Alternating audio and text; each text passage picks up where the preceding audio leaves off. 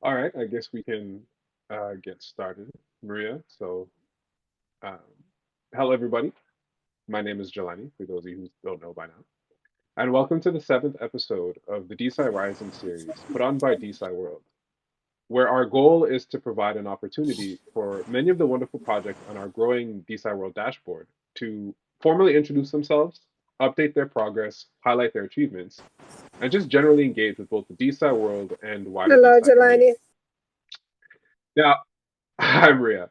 Now, the idea behind all of this is that at DeSci World, we very much believe that more than the tech, more than the funding, it is the community using these tools that will usher in many of the changes that we are looking for DeSci to bring to the various legacy STEM industries.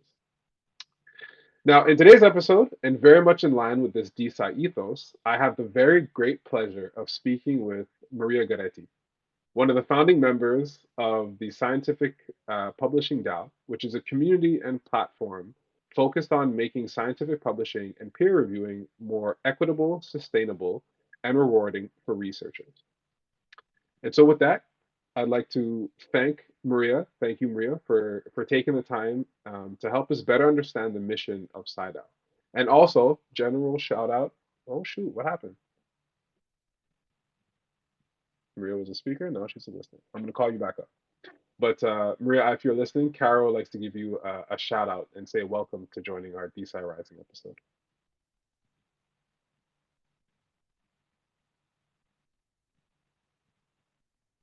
So for everybody in the crowd, just so you know, Maria has informed me she is on transit in Brazil right now, um, and so her internet might cut in and cut out. And so that might be part of the reason why she has popped off as a speaker. I'm going to try very hard to get her back up.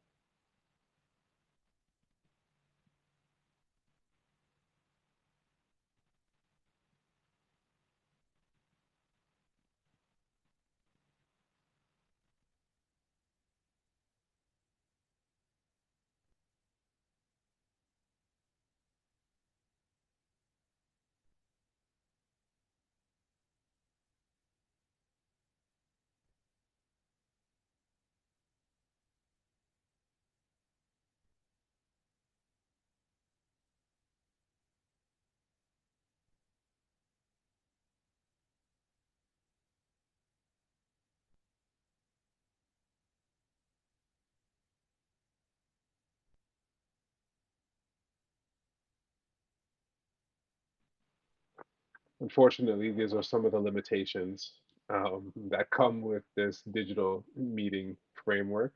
Uh, Hopes being that eventually, and sometime soon, wink, wink, nudge, nudge, there will be more events, more in person events that allow us to communicate like this and interact with each other and learn more about each other without this kind of digital interruptions. Um, but we'll see.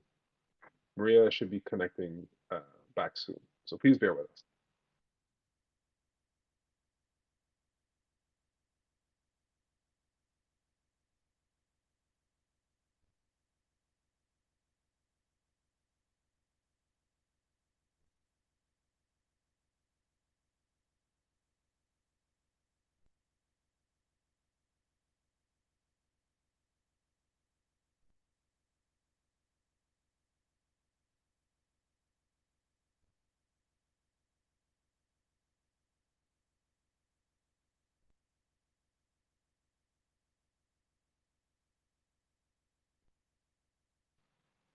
Endangered tokens, I've invited you up in the meantime. Did you want to comment about something? Even someone speaking, while we wait for Maria, I think it would be better for all the the person who is hearing and wanted to help with that. And yeah, I love DeSci, and well, we're also in refi and getting into DeSci right now. For the ones, if you allow me to just comment a little bit about our project, I would love to do it. Sure, why not? Go ahead. So with endangered tokens, we are tokenizing endangered trees as a store of value digital asset to foster its survival and protection.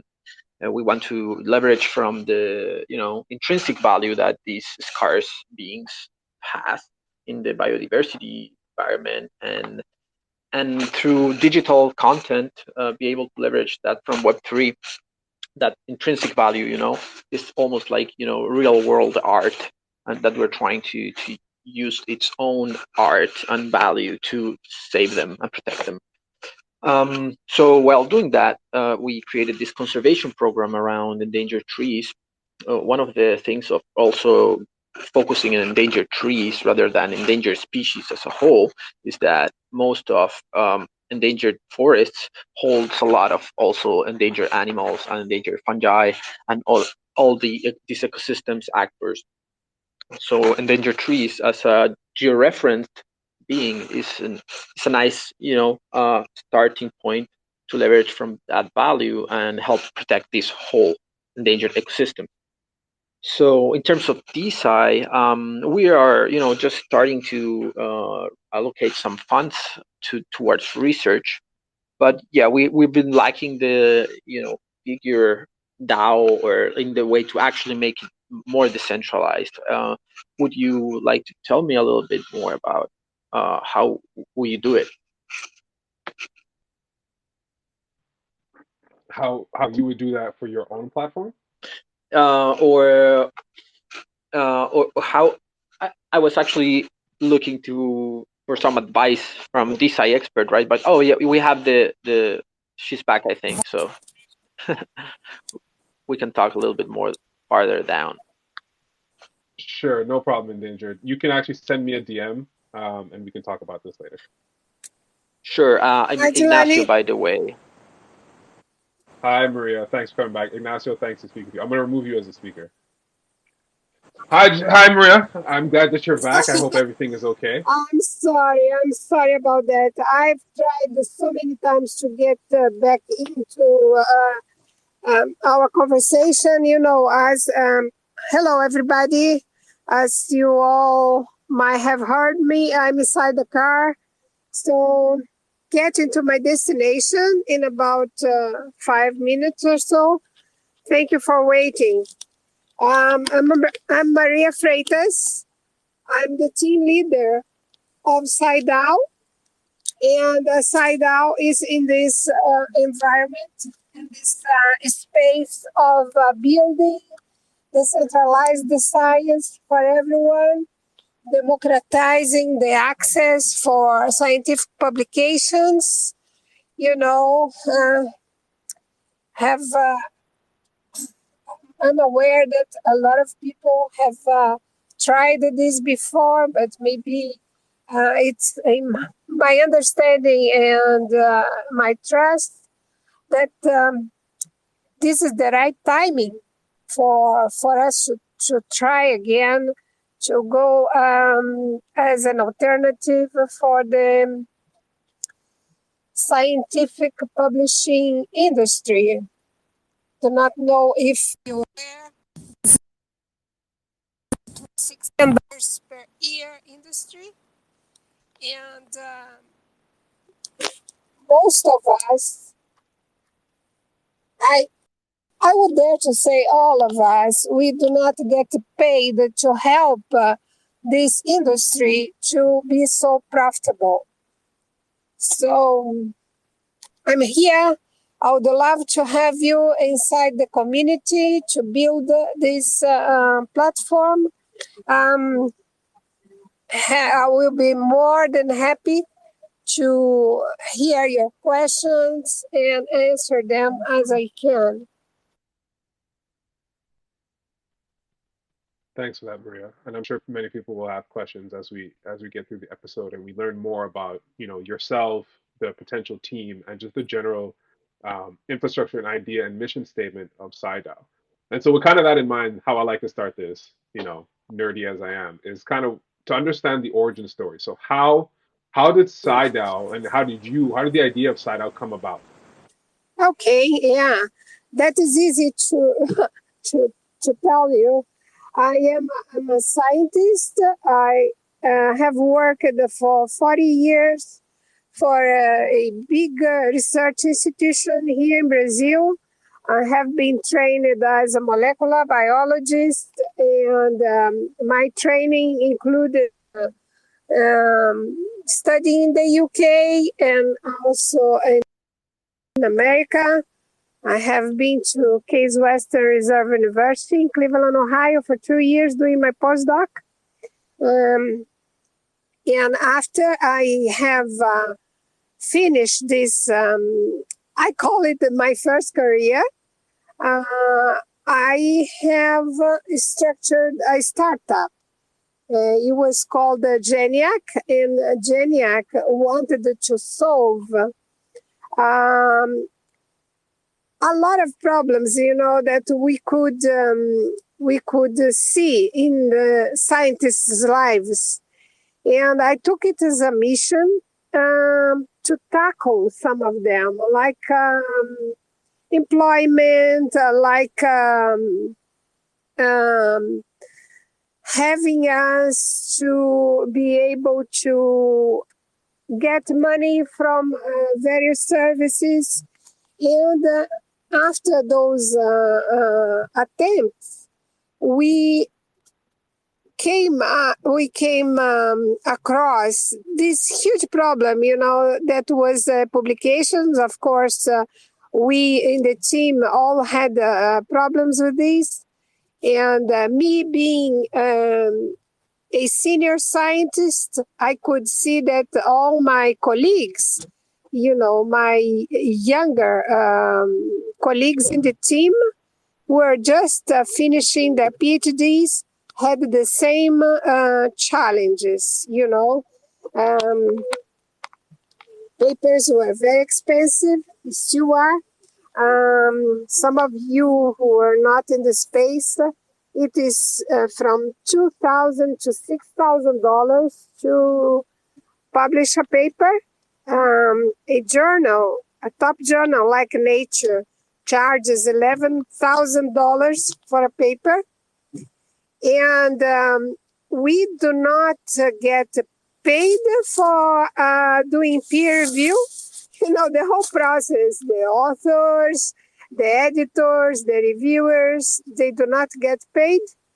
And we have to pay for publishing. We have to pay for open access so others will have access to what we communicate. And as content creators, high specialized ones, we even give up, our copyright for those publishing houses. And it sounds very unfair. And this is the mission that we embraced now with the SciDAO. Absolutely. I think, publishing is very dear to the hearts of many scientists. And I think if, as people, even as non-scientists, as you start to understand what kind of goes into this, it becomes very apparent that there is a broken system. And I'm glad to see so many different DeSci and just Web3 entities looking to tackle this in their own specific way. Now, as many have mightily noticed, DeSci Brazil has also been brought up as a speaker. Now, DeSci Brazil is also an organization that was started, at least in part, by Maria here. And the person behind the DeSci Brazil handle is Maria Sampaio. And she is the team leader of DeSci Brazil, which, as its namesake implies, is an organization representing the DeSci community in Brazil. So, Maria, if you'd like to just introduce yourself and speak a little bit about DeSci Brazil's mission and what is the focus of the community.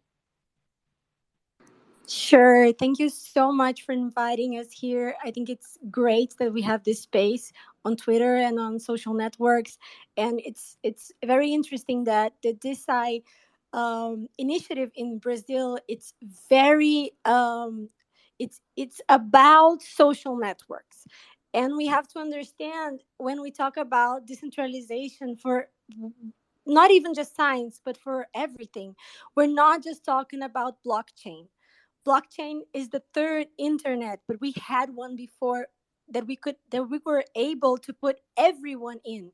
Twitter, Instagram, Facebook, everyone is there already.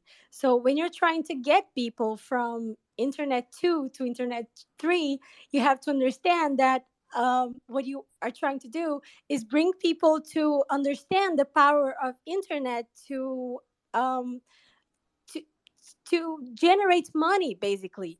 It's about professions, and when we're talking about the profession scientists, it's interesting that here in Brazil, and I wanted to hear a little bit more, how is that in other parts of the world? But in Brazil, what we're trying to talk to people about is that as a scientist, you are able to generate money. There's a market for you if you understand the value of internet in that. And some of us, like SciDAO, are doing that through blockchain directly. Other initiatives are doing that indirectly. But the thing, it's all about the market for scientists. It is rising. It is all over the world, and I do think the Sci initiatives are a pivotal part of that.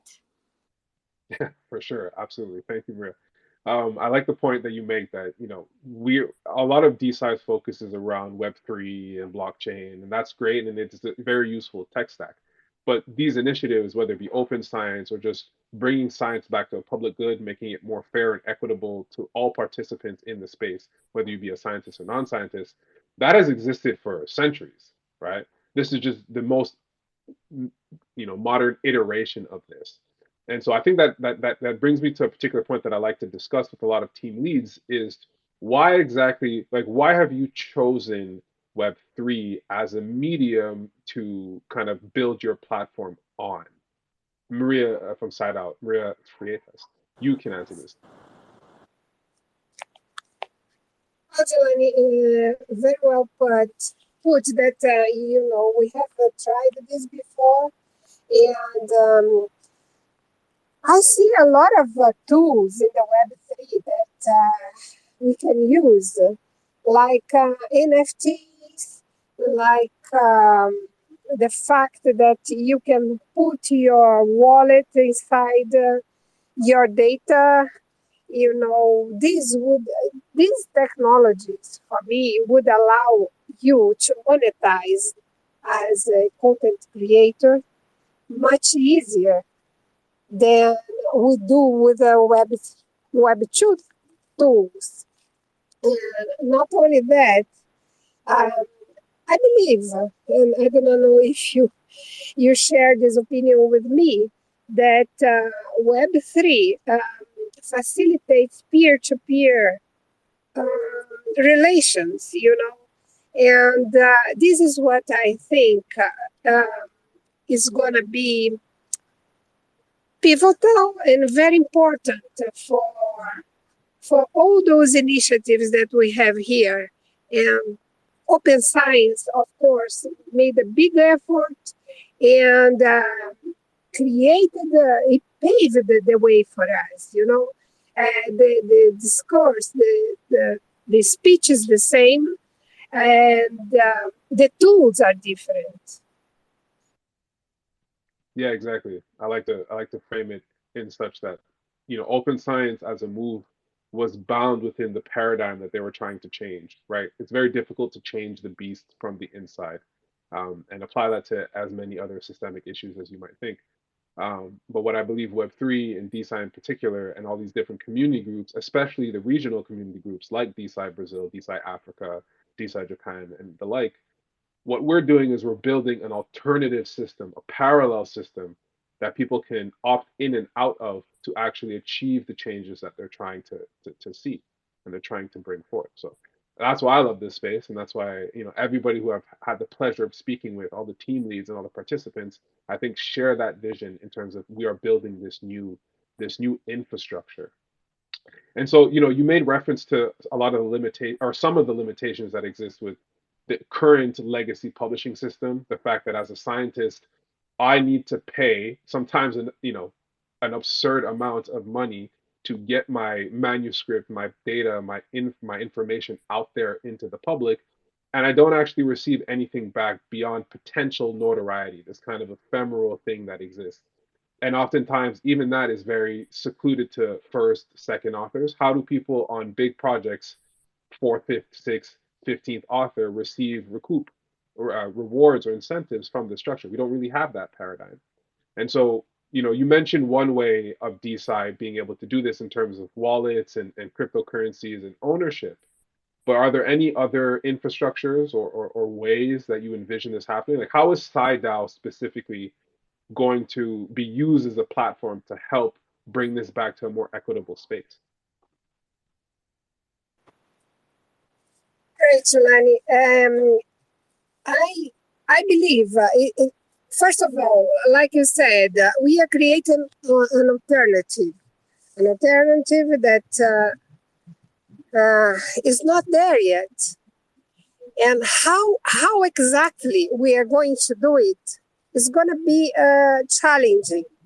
We have a roadmap. We believe we have some way to go about, but we are very anxious to hear from the community, their solutions as well, so that we can deliver the right product, the things that are going to make a change.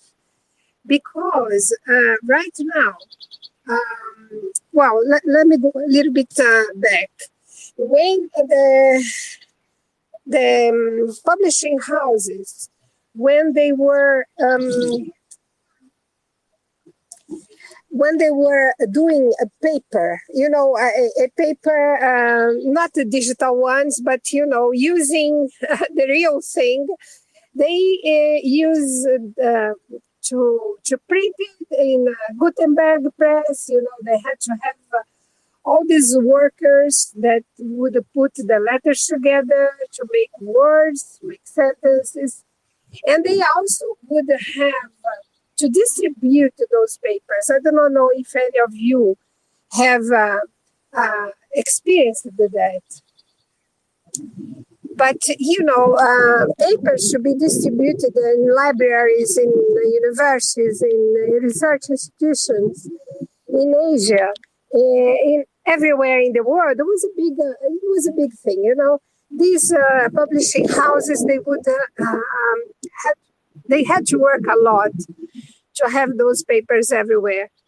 Nowadays, we have digital, so it's, no longer all this work is needed. But what they found, and it is very nice for the business model, is that they sell prestige. And I believe if all of us become aware that what you buy is prestige, and not only us scientists, but the funding agencies, the research institutes, the bosses, the deans, the heads, that all this ecosystem, our careers are based on those on this model, and I think this is the first thing, for people to become aware that they are buying prestige, not communication, because communication can be done even in a different way, like review the preprints that would give preprints the credibility enough that we in the academia want. But I haven't replied to your question yet. How are we going to come up with this? So I do not really know. Maybe we'll have to build a alternative prestige channel, building with the credibility, with the people, big names in science, trying the SciDAO products. And, we are going to try to use the NFT model, for people to be able to keep their copyrights and maybe sell their papers, auction, fractionate them to finance their researchers, their research. I will stop here. So Yeah, no problem. Thank you. I like your response because it touches upon, in my opinion, a lot of the things that are going wrong, right? So as you bring it way all the way back, what came to the time of publishing manuscripts in paper journals, there was a significant amount of overhead that went into that. Now, as we approach this digital era, that overhead went away, but the price or the cost of submitting your manuscript only increased despite this reduction of overhead. And so all of these publication, houses, these journals, they make a killing off of this. And what they're selling you is exactly that, your popularity, your notoriety, what they call an impact factor, which if you think about it in our own Web3 stage, in our own Web3 infrastructure, is very similar to low utility NFTs, right? Things like Bored Ape Yacht Clubs and NFTs that are basically driven off of hype. People spend a lot of money to get them, and there's actual very little substantial impact or rewards following that beyond saying like, hey, I'm part of this community. If that community doesn't do anything, then poof. So a lot of the way I see it, at least in partial, is a lot of these traditional journals and stuff. They built their notoriety, and that's what we're paying for. And that's very unidirectionally extractive of value for the scientists who spend years, decades, blood, sweat, and tears, literally striving to answer these questions of the universe, and all they get back is, hey, you're part of this particular club, and it's very selective. That's right, Jelani. And we have to be aware as well that the impact factor was created by them, and their denominator uses a 2 years figure, so that whoever wants to get into the area must be in to get a 0.1, 0.2 impact factor. It's amazing. But some people, they just do not know. They don't know that. Even myself, when I started going deep into this, I realized how big it was, and the profitability figures cannot even be found. Some people think that it's like more than 70% profit, Fine, profit is good, profit is nice, but do not profit on top of those who create, who work, and the whole process, it is unbelievable, unfair, because it's the author who pays, again, the author, the scientist who peer reviews, 100 million hours of volunteer work, as let's say it this way, last year. It's too much. It's too much. Okay, fine, do the profit, but share the profit with those who work. And this is the kind of beauty that Web3 can bring. The ones who work in the community will get paid. I mean, this is, and I can speak to this myself. I'm a scientist by training. I'm a neuroimmunologist, and I know that I've slaved over many, many hours of in the lab, and I've seen many of my scientist colleagues in the audience who can attest to this. And it's true. It is very, I mean, their profit margin above what we get in return. And that goes down to just, not just the principal investigators, which are those who are actually running their own lab, they're the heads of their labs, but the individuals, the graduate students, the postdocs, all working underneath that don't get that prestige because they are not first, second, or last author necessarily.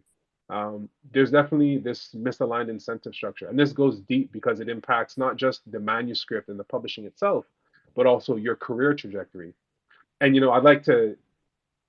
I mean, we think about this a lot, and I'm located in North America.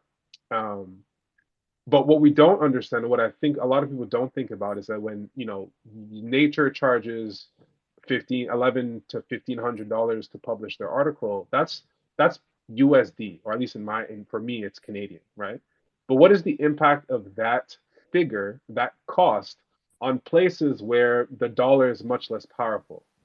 And so, DeSci Brazil, is there any insight to that in terms of scientists from these lower income countries in terms of getting into these journals and how it limits their scientific career? I think I can speak from a country with low income, but here it kind of when we're looking for grants for our research, we're constantly getting them, not exclusively, but we're getting them from the government. And it really depends if you I feel it really depends if you're in a field of work where it is valued. For instance, I'm a scientist by training too, and I work with regenerative medicine.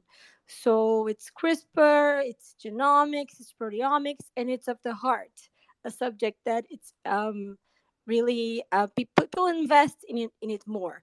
So we have bigger grants, so we affording the affording how much it costs to publish, it becomes a little less challenging. Whereas if you're in a science field where you study, for instance, the forests of the country, which you would think it's something very important, I would think so, but it's not the same scenario. So it becomes more difficult to choose between buying regents or equipment, or to pay for publishing.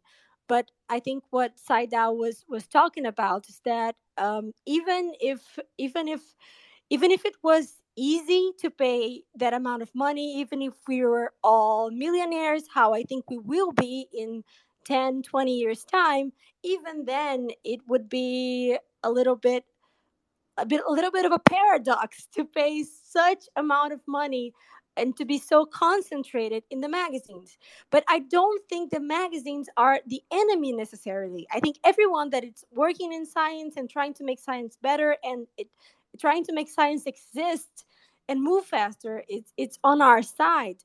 The problem is the magazines, they have um a social capital, right? When I talk about social capital, it's what makes politics go in make people go in their direction to vote for them. It's what make brands like Prada and famous brands to make people pay for their products. They have a cultural capital, a social capital, and they have invested in that over the years. We are going through a very, very tricky political phase in Brazil right now, where um, there it's a our most terrifying political candidate for becoming a president.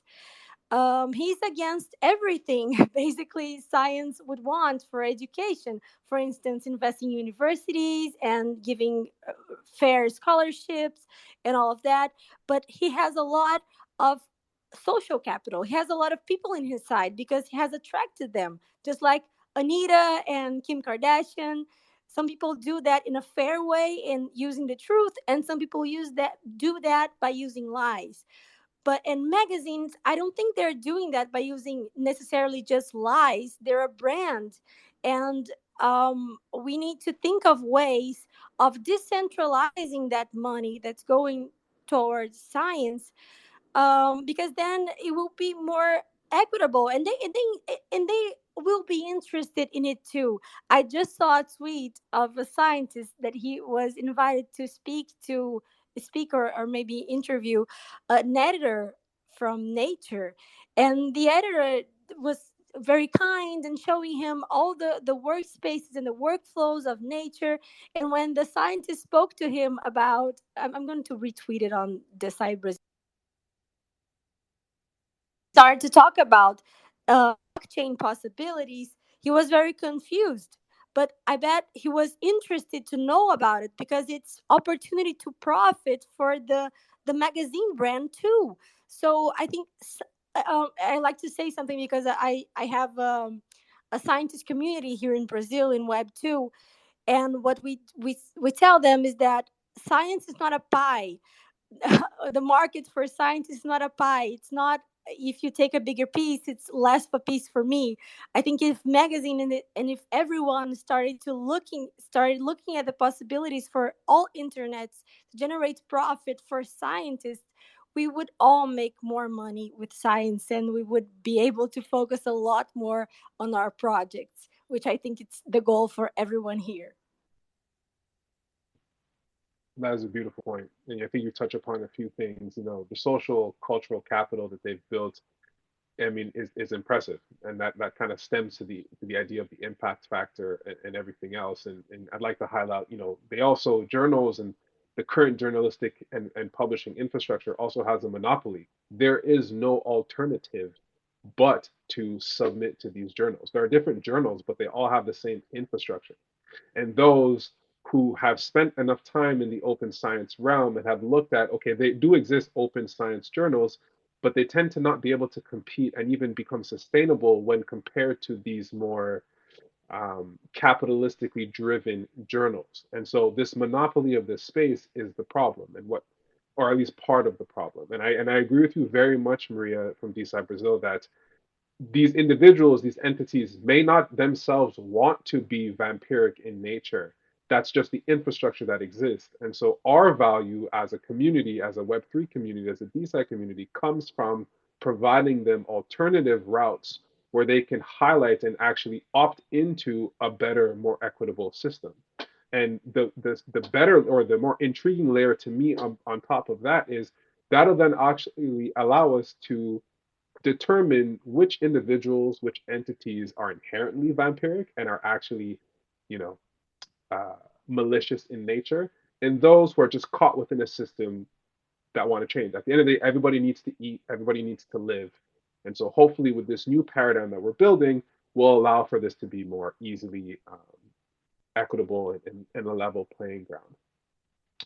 Um, and so kind of with the idea of awareness and social capital and all this kind of things, do you, and maybe DeSci Brazil, you might have more insight into this, do you find that there is more of a resistance of researchers, or do you see a resistance in researchers to kind of take on this idea of DeSci, this more equitable space that's being built? Is there a lack of awareness that limits them from coming in? Do you see a limitation of researchers coming into our industry, our space?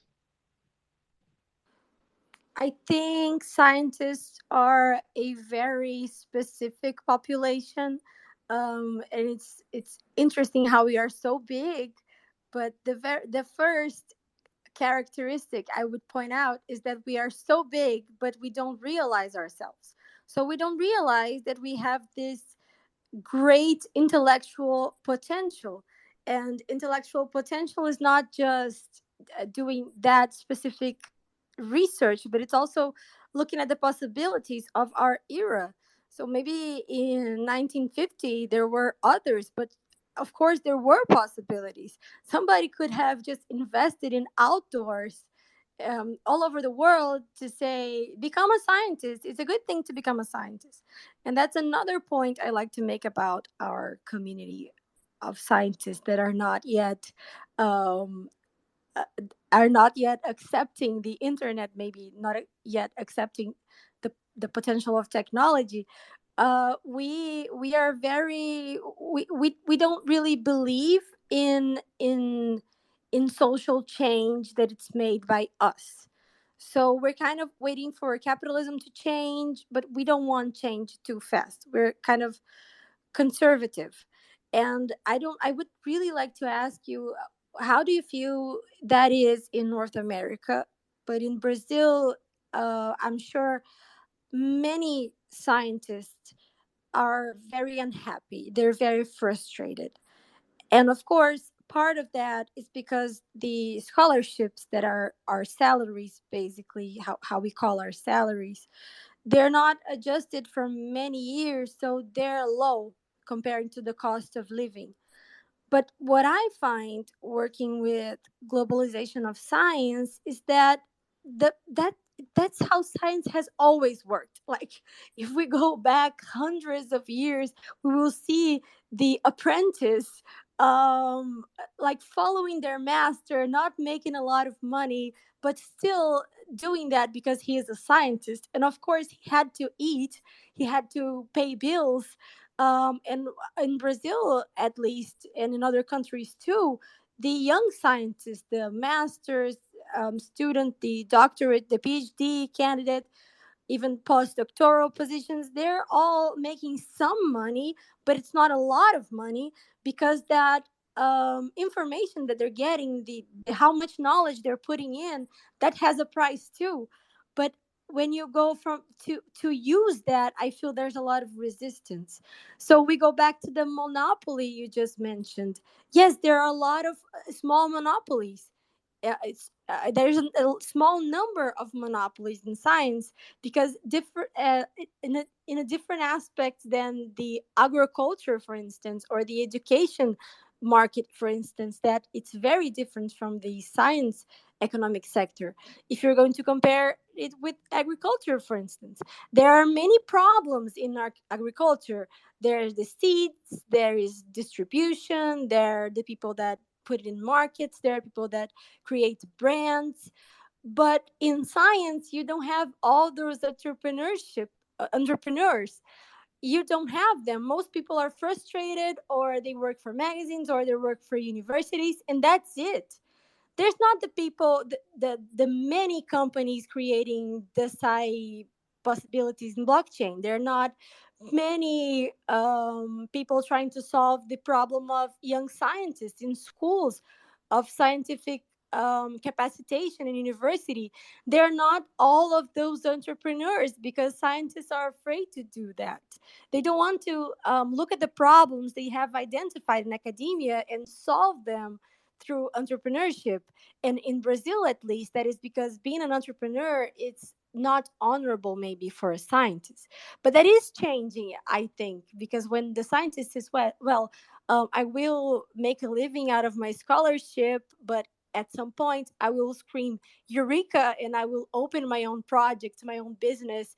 And I think that's a very, very real possibility for the economic sector of science, the sci-tech economic sector, to rise. And that's why I think in 10 to 20 years we will have a lot more social capital, a lot more money. But that change has to happen. But it will happen. It is already happening. For sure. Maria, if you want to weigh in, please go ahead. Yeah, Jelani, before you reply to Maria's question, I just want to give a fact. Here in Brazil, the first PhD title was given in 1960. This is 1 year before I was born. I was born in 1961.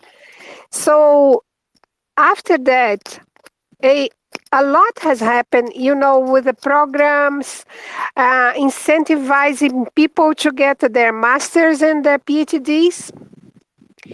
And nowadays, we have 22,000 PhDs being formed per year here in Brazil, and 50,000 masters, people with a master degree. So imagine these 70,000 people going into the market. It's like we are victims, I'll not say victims, let's say hostages of our own success. The post-graduation programs were so successful that now we put a lot of people with highly specialized titles in the market, and the market cannot absorb this much. In the beginning, they were being given back to academia, to fill positions in the university and research institutions, and this is no longer possible. And in fact, it is not only that these positions are fulfilled, but they also have been decreasing in the last years. But another fact that I wanted to give, and I do not know if it's the same in Canada or in the States, we are not taught how our careers, our scientific careers, are so so much alike entrepreneurship. We are entrepreneurs. We know how to write projects, to go after funds, to put people inside our labs, just like if you make this parallel, you will see how much a startup life and a academic life, it's you can trace lots of analogies between them. Oh, trust me, I completely understand, and I've had this conversation many, many times before, where as a scientist, once you reach into your graduate work and you start doing independent science, you are effectively a business developer. You are effectively an entrepreneur because you are your own siloed laboratory, right? You have to find funds. Everything is on your shoulders. Unless you have a good team, which most scientists are a good lab to work in, which most scientists do not have. You're very much on your own, and you basically become an entrepreneur. And that was the first thing that hit me in my mind when I became an independent scientist was, oh my God, I am actually an entrepreneur.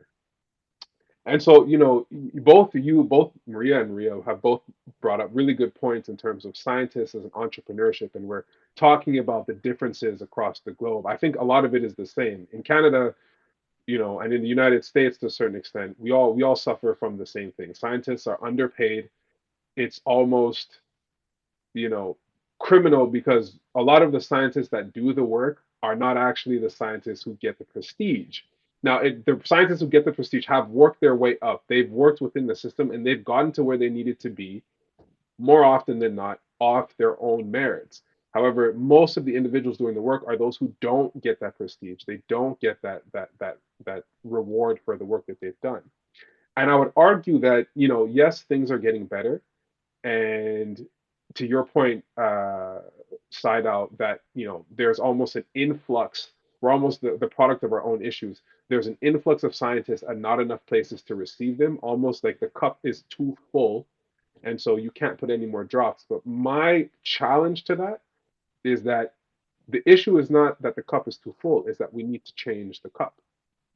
And that's what DeSci, I hope, is doing. It's changing the structure, the lay of the land, where scientists can actually act as entrepreneurs, whether it be through monetizing and tokenizing their individual data. So you as a technician or you as a graduate student or whoever, whatever part of the scientific hierarchy you're a part of, you have things that only you can do or only you are responsible for, and you can monetize that now. And so in my opinion, that takes a step forward to solving the issue of economic inequality across the scientific fields. And as we always bring it back, I think that's what DeSci, that's what Web3 is doing. It's changing the cup, changing the structure of the cup such that everybody has the opportunity to receive rewards based off of the merit that they put in. Um, and so I'm looking toward in the future. I do think that it will be, 10, 20, 30 years down the road. I'm highly optimistic. I hope it's sooner, but I'm also very realistic. And as a scientist, I think we all at some point learn to accept being jaded and having this kind of realistic out perspective on the world. And so I do see it happening. I do think that we are going to be the individuals who usher in this change, or at least lay the groundwork to usher in this change. We need to have more scientific awareness. We need scientists to be more aware of this different cup, this different infrastructure that will be there for them, for us to help them. And that's the whole point of DeSci Rising and these kind of these open space discussions to kind of breach these these barriers and bring more people in. Specifically, the DeSci regional groups. I'm looking very much forward to working with them. DeSci Brazil, Ibero AM, DeSci Latam, Africa, Japan, China, um, because it's going to take us as a global group to usher in these changes. And so, to kind of, as we approach the top of the hour, and not to take up too much people's time, side out, I'd love to kind of bring it back to you and to for you to give us like what is your roadmap, and also how can the wider community come and support your initiatives. DeSci Brazil, please also take a chance to answer that for yourself. Yeah, thank you very much, Lani. We are starting, and we are starting big, trying to bring people's attention to the scientists' lives. Not only science, because in my opinion, science is very abstract. I am really, really trying to bring into the scene the person, the scientist. So we were in a blockchain Rio, and a big event here in Brazil, and among 60 startups, 60 projects, we were in the top four. And because of that, we were invited to get on board an accelerator, and we've been accelerating. We have been accelerated for a couple of weeks now, and lots and lots of things have happened. In my mind, my mindset has opened a whole lot, and also, we have a very nice roadmap that the accelerator has brought us. Um, we have built our Discord, and I will invite people to join. And but we have just started. We have a guy. His name is Vitali, and he was the first to get on board. It was a couple of months ago, maybe a month ago. He was the first one. He just dropped in and said, "Oh, maybe I'm very early. Maybe I'm too early here." Yeah, he was. He was, because it was just the day that I opened the account in Discord. It was my very first day with Discord. I did not know how to use it. So, but it is the force of community, like Maria said, the social capital. It is the community who is going to change everything, because we cannot be guided anymore. Anyway, so we have the Discord. We will invite people to join, even though we're in the very beginning. So just be patient. We are building an awesome, awesome platform that everybody would be able to publish and share the financial gains that we ought.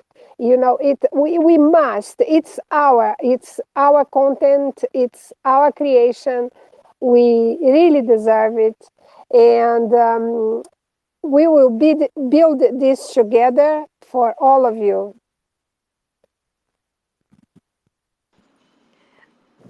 Just as a parting word with you guys, I love the DeSci community on Twitter. I hope we continue DMing each other and replying to each other.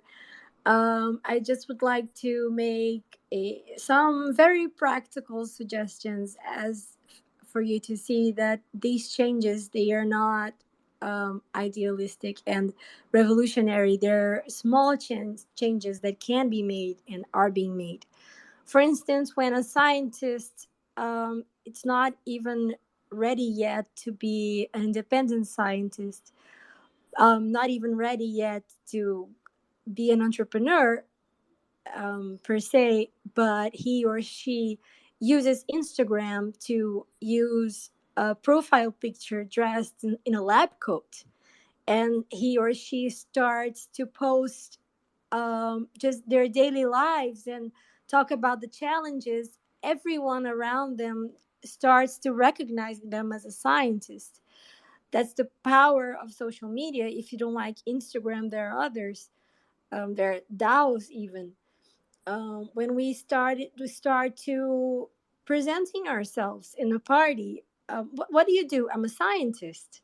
You're already changing things because children and adolescents will look at you and will see you and they say, well, it's very palpable what a scientist is, and it sounds like a good idea. If you ever saw how confused a person gets when you talk about becoming a scientist, you will understand that change is very possible. People just need to understand it a little better. So I just leave it at that. That's beautiful, and it's very true. And just like scientists in the Web2 and legacy system, being a de-scientist, a decentralized scientist, we need that same representation, that view. So I'd like to thank all of you and everybody in the crowd who is representing as a de-scientist in this DeSci community. Always go out proudly, shout out yourself, shout out the DeSci space, because as Maria and Maria have both said, and as we've said at the beginning, it is not the funding, it's not the tools, but it is those who are going to use these tools that are going to usher in the changes that we're looking to have for DeSci to bring to the legacy STEM industry. Now, with that, I'd like to open up the floor. We have Ed Bourgeois here who already has a question, so I'll let you think. But anybody else who has a question for either Maria, SciDAO, or DeSci Brazil, please feel free to come up and ask them. And Ed, go ahead. Yep, I'm a user. I've been in agriculture. I'm basically retired from actual farming, but have been involved in the regenerative agriculture movement since the late 60s. And we can't afford to go and pay to view any of the science papers because they're outrageously expensive. Now, so we've had to do the thing of you talking about with independent scientists. We found independent scientists who maybe were in academia or worked for, I'm in the United States, worked for USDA, and they realized that they really needed to work with farmers and that we needed to share ideas and work on problems together. And of course, back in history, the land-grant state public universities in the United States were designed to create a two-way street. And in fact, in the enabling legislation for the land grants that was put in place by Abraham Lincoln, it was demanded that each one of these state universities had to print a book every year that gave all the research that they had done, and they had to share that book with all the other state land grant universities, which made science very efficient. It connected us. And we as in agriculture could have access through our local land grant to those books, to that research. And so it was a wonderful system that benefited the good of the people from science. And of course, then, the better that us users have relationships with scientists, then the more that we know about the good work that's being done, the more that we can support funding to continue that good work and eliminate some of the bureaucracy that's involved in the system now that's just, made it so that, it's the farmers and the scientists in agriculture, the poor people. It's the corporations and the, systems that are making the money. And so it just really hurts the system. But thanks for giving me a chance to give a comment. I really appreciate the work you're doing.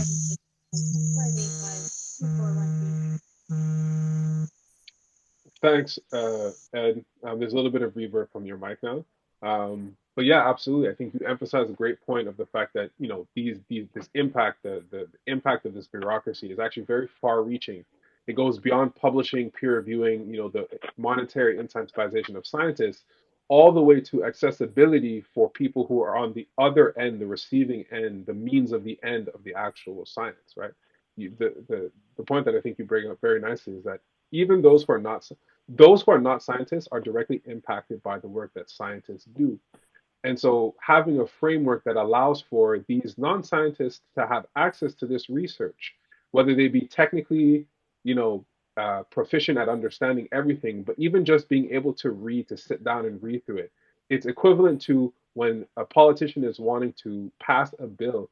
We as citizens of this world, of a particular government, should have access to all of the legislature in a way that is comprehensive and understandable to us so that we know what we're voting for. We know what is going on around us. And I think for the vast majority of the planet, science is almost this mystical, ephemeral thing that they don't understand, but that impacts them literally every second of their life. And they just have no way to get in.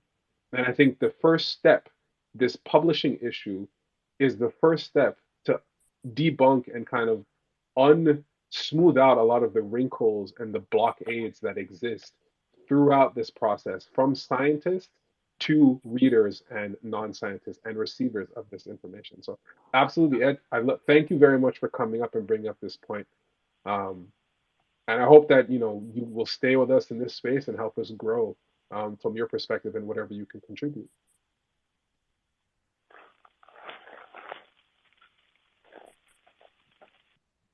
So I will research chain. You wanted to make a commentary, Ed. I'm going to remove you as a speaker. Okay, cool.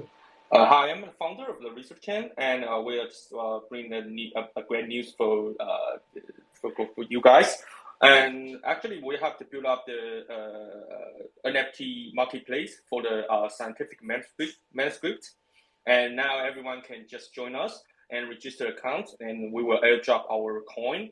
And also, you can upload your manuscript and your scientific results on our platform, and we can grow up the DeSci movement together. Yeah, so just check our website, and this is our beta version, and we will just keep doing and do more and more functionality in our website. Yeah, that's it. Great. Thanks, Research Chain. So I'm going to make this disclaimer as I usually do. The DeSci World platform is one where we hope to aggregate DeSci projects, provide almost a one-stop shop for everybody who is interested in DeSci to align their interests with projects that are being developed in the space.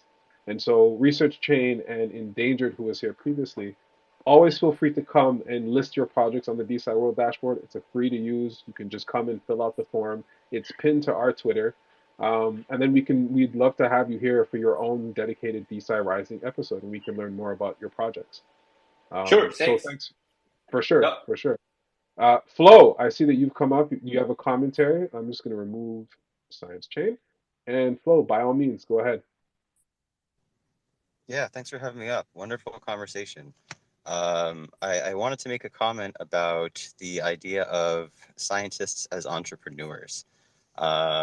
I personally feel that very viscerally. I started a business in my garage, started a home lab in my garage in the last year of my doctoral degree, and then went on for 6 years and ran a home, not, well, it was a home lab for a little while, but like diagnostic lab. And so, that was fun. It was like, okay, I felt the same way you did, Jelani. Like, you got your PhD, you're a scientist now, and all of a sudden you become an independent scientist and you realize, oh, I need to get a whole nother degree in entrepreneurship and business while I'm on the job doing science. So my question for you is, how do you navigate that? What was your experiences to all of you here on the panel? And how can we better prepare our fellow scientists and citizens of the world? I really frankly feel like everyone in the world is a scientist, and especially now with content creation, the internet, everyone's becoming sort of an entrepreneur too. But how do we really, I guess, prepare scientists for that reality? And what's your experience? Thank you so much for your question. Flow Science surely gave me a lot to think about. Um, my experience was I was a PhD candidate. I still am, and of course, getting a salary for it and working with aorta aneurysms when I became pregnant. So that scholarship that was enough to live was not enough to support a family. So I was kind of pushed to the questioning, how do I make money from my garage? And I would be blind to ignore the fact that garages in our era are mostly in the internet, right? The possibilities of money. But the biggest challenge I think I felt and other science entrepreneurs have felt is we don't know how academia will react to that. I mean, you want to go rogue, you want to do it, but the first concern is that my project, my scientific project, is very important to me. I don't want my professors to hate me or to think that I'm not focused. It's not that. That's really really a point where I think it would change the paradigm if the universities and the professors and the decision makers were openly okay with it. And the other thing, it's obviously giving informations about how to run a business, because we don't want people to leave their PhD degree and immediately have to go in business school. That sounds brutal. Okay for some people, but brutal. Yeah, Maria, would you like to tackle this question before I do? Yeah, it might be brutal, Maria, but if you have the knowledge and you can decide, I think it would make a smoother transition, wouldn't you say so?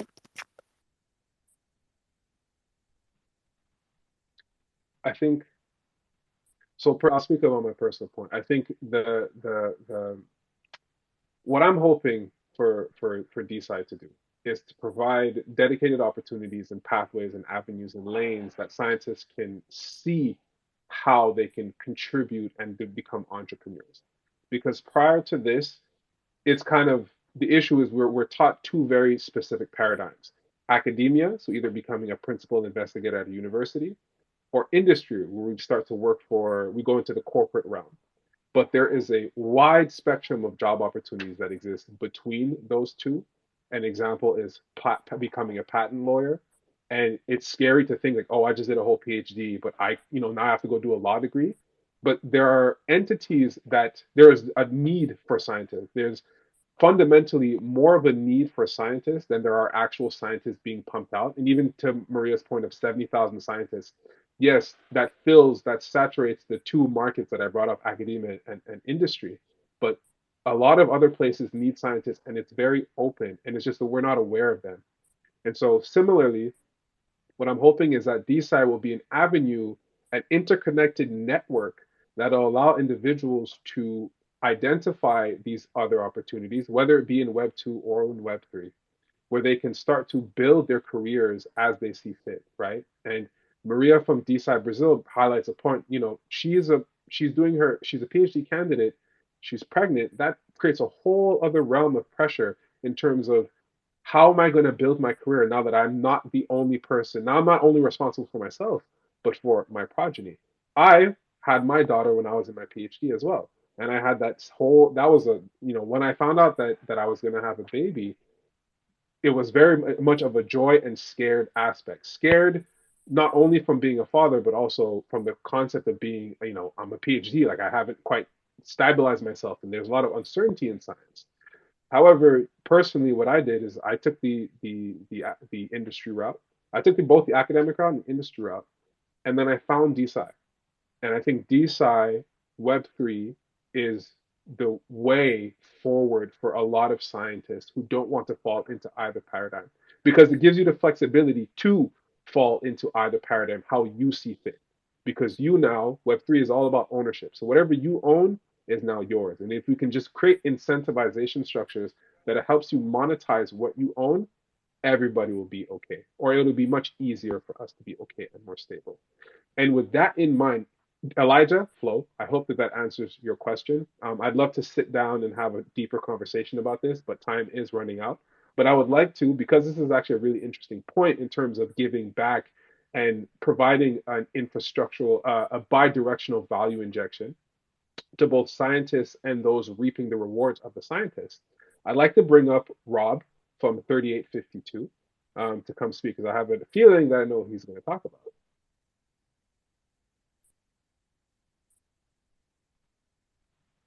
Rob, if you're there, please feel free to unmute yourself and talk. Hi. Yeah, thanks very much. Just want to give everybody sort of an update on what 3852 AI has been up to last week. But first, let me tell you what we're doing.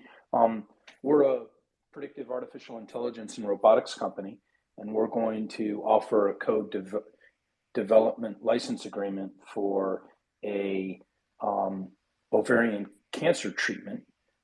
Basically, we're raising $5 million to run experiments, and we'll be sharing 30% of the revenue on a smart contract. And that revenue is probably going to be somewhere between 100 million and 300 million. We've been spending a lot this week talking with different people in DAOs and also the VC community to see whether they think this strategy is a sound one. Because what we're doing is we're democratizing access to the potential profits from drug development licenses. And so that's basically what we're about. Two things that I think the DeSci world community would be interested in is, making sure that your smart contracts, your wallets, and your sharing is secure is super important. And last week, a group called Radix, RADIX, you really want to check this platform out. They're basically working really hard on building on top of Ethereum and making sure that, again, wallets, transactions are all secure. And that we're going to build our smart contract on top of within their system. And I've got a couple of different security people taking a look at it, and we're happy with the development, and that's great. We'll talk once we get a few things signed with the people who are actually going to offer our NFT on the blockchain as a smart contract. We'll let you know. And then finally, the biggest thing I think is to really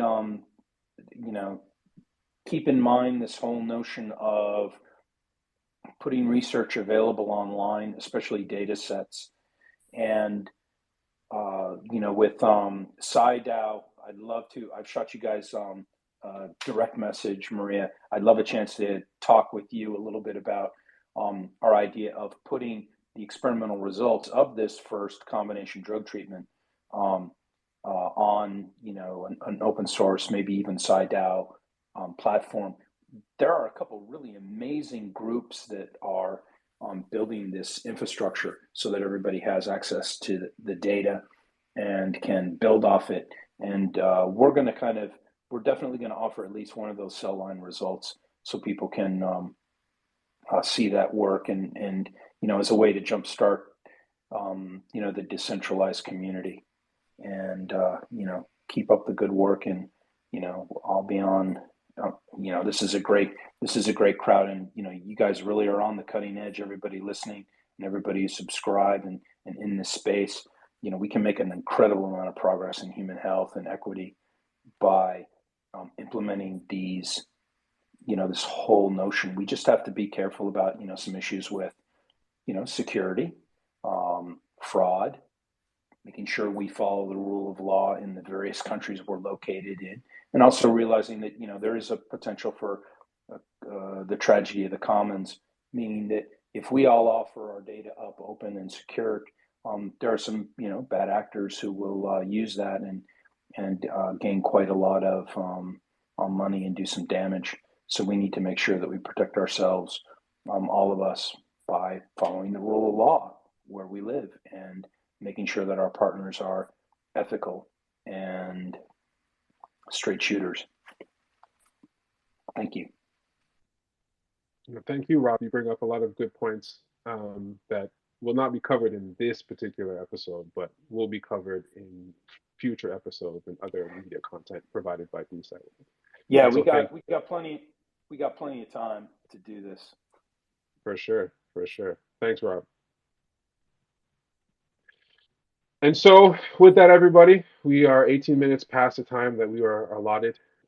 Thank you all for coming and participating. Thank you specifically Maria from SciDAO and DeSci Brazil. Always a pleasure to speak to you, Maria from SciDAO, and Maria from DeSci Brazil. It's a pleasure to meet you. I'm looking forward to speaking with you more often in the future.